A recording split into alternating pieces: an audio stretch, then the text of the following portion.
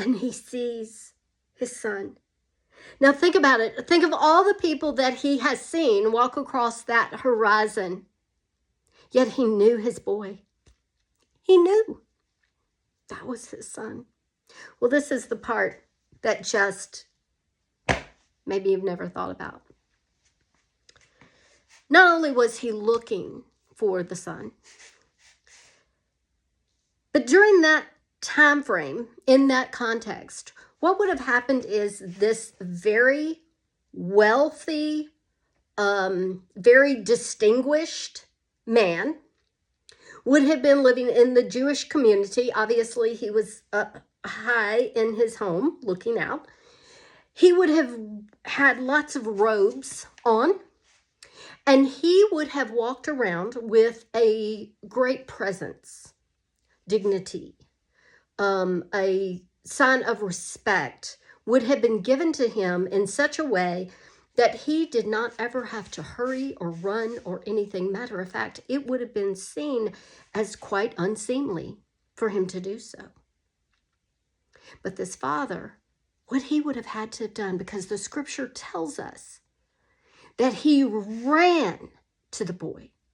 I've never thought about this before, but for him to run to his son, what he would have had to have done is gather up his robes. To gather up his robes, he would have to show his feet, his sandals, his legs. For him to gather up all that weight and for him to run through the community, run by all the people that were probably shaking their head, wagging their fingers. And yet he did not care. He didn't care about anything but his son coming back across that horizon.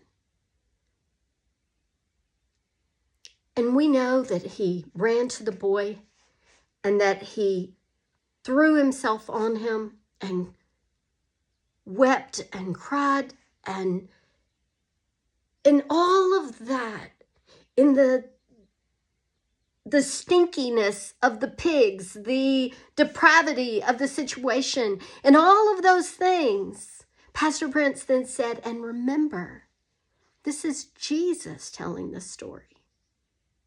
This is Jesus sitting there with this group of people, explaining to them on their level, on our level,